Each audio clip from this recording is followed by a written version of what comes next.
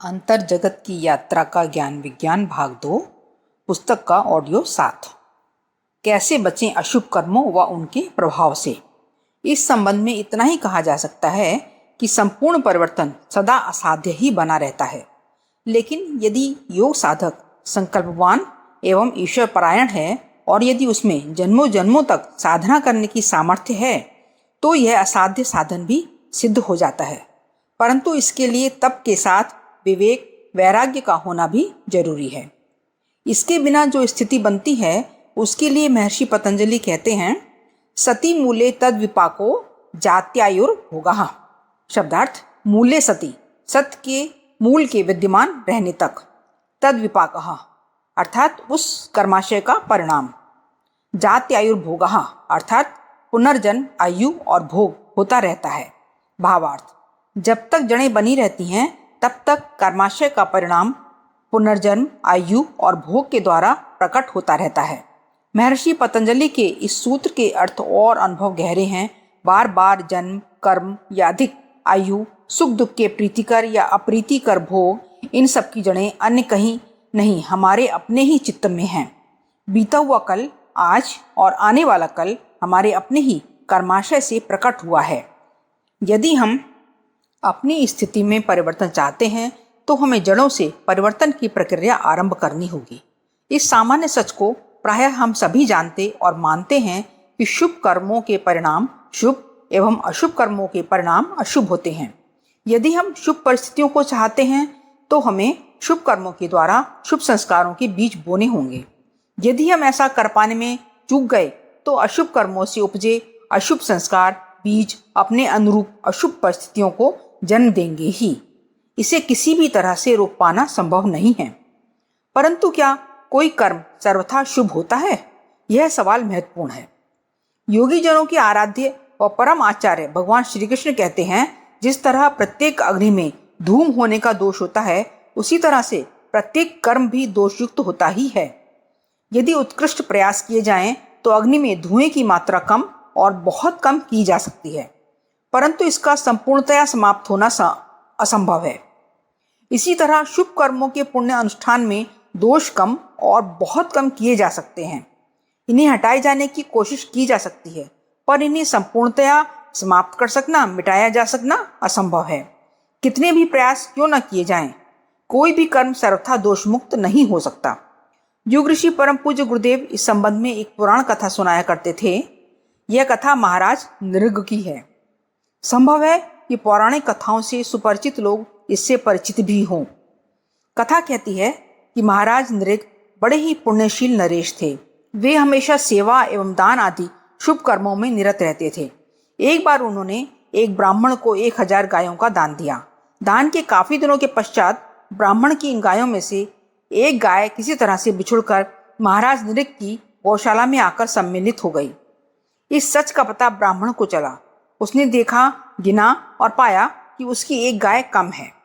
इधर अपने दान के व्रत का पालन करने वाले महाराज नृग ने अपनी गौशाला की 1000 गायें फिर से एक अन्य ब्राह्मण को दान में दे दी। इन गायों में उस पहले ब्राह्मण की भागी हुई गाय भी थी। उस पहले ब्राह्मण ने अपनी गाय पहचान ली और दूसरे ब्राह्मण को चोर ठहराया। इस कथन पर दूसरे ब्राह्मण ने कहा, ऐसा कैसे? ये गायें तो मुझे महाराज ने दान में दी हैं। इन दोनों ब्राह्मणों का विवाद महाराज के पास दरबार में गया। उन्होंने वस्तु स्थिति की जांच कराई। जांच करने पर सच उजागर हुआ। यह पता चला कि पहले ब्राह्मण की गाय किसी तरह बिछुड़कर महाराज की गायों में आ मिली थी और महाराज ने भूलवश पुनः उसका दान कर दिया।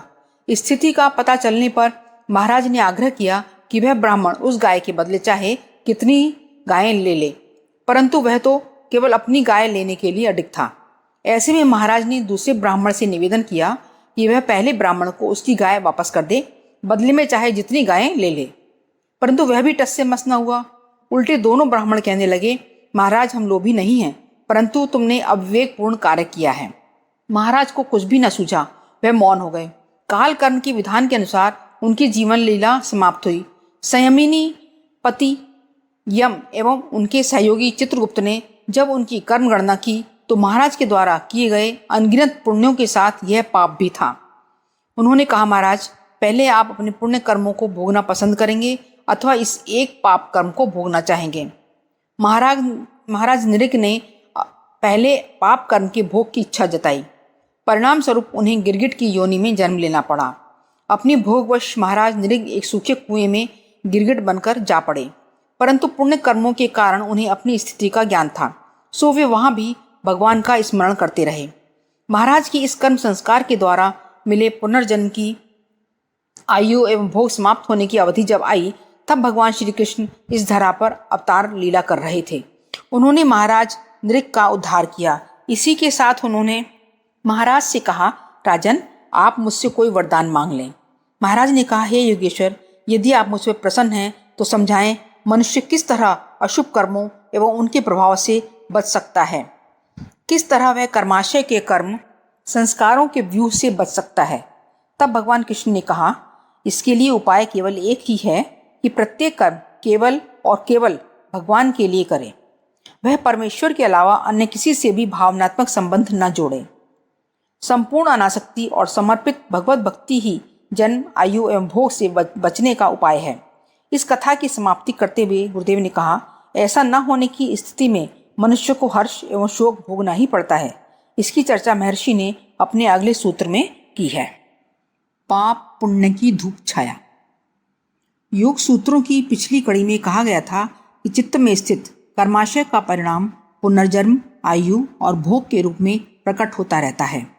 इस कथन में निहित सच यही है कि जन्म, आयु एवं भोग कर्माशय के कर्म बीजों का अंकुरण एवं प्रकटन भर हैं, और जब तक कर्म बीज बने रहेंगे तब तक यह अंकुरण एवं प्रकटन भी होता रहेगा। इसमें यह सच भी समावेशित है कि कर्म बीज भी तब तक रहेंगे जब तक कर्मों को किया जाता रहेगा। इसे और भी स्पष्ट रीति से कहते हुए योग ऋषि पतंजलि अपने अगले सूत्र में सत्य का उच्चारण करते हैं। ते हिलाद परिताप फला पुण्यापुण्य हेतुत्वात्। शब्दार्थ, ते अर्थात वे, जन्म, आयु और भोग, हिलाद परिताप फला अर्थात हर्ष और शोक रूप फल को देने वाले होते हैं। पुण्यापुण्य हेतुत्वात् अर्थात क्योंकि उनके पुण्य कर्म और पाप कर्म दोनों ही कारण हैं। भावार्थ, पुण्य लाता है सुख और अपुण्य लाता है दुख। महर्षि पतंजलि अपने इस सूत्र में कर्म की गहराई में उतरते हैं। पुण्य और पाप, सुख और दुख छांव और धूप की तरह से जीवन में आते रहते हैं। इनका आना और जाना अविरल एवं अविराम बना रहता है। इनकी अनुभूतियां मनुष्य को प्रसन्नता और पीड़ा का एहसास कराती रहती हैं।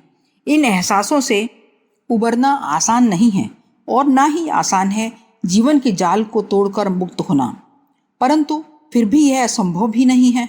हाँ, इसके लिए कर्म से कर्म बीज बनने की यात्रा की छानबीन जरूर करनी पड़ेगी। गीता में योगेश्वर कृष्ण कहते हैं कि न ही कश्चित क्षणमपि जात्य तिष्ठति कर्मकृत। किसी भी क्षण में मनुष्य बिना कर्म किए नहीं रह सकता। कर्म जीवन की सबसे समर्थ और सार्थक परिभाषा है, और यह परिभाषा गढ़ी जाती है अंतःकरण में उपजी हुई इच्छा, संकल्प, विचारों की तीव्रता एवं भावनाओं के स्थिति के मेल और बाहरी तौर पर घटित होने वाली क्रिया के सम्मिश्रण से। अंतःकरण की चेतन धाराओं के शुभ और अशुभ स्वरूप की तीव्रता ही किसी भी क्रिया को पाप और पुण्य का स्वरूप प्रदान करते हैं।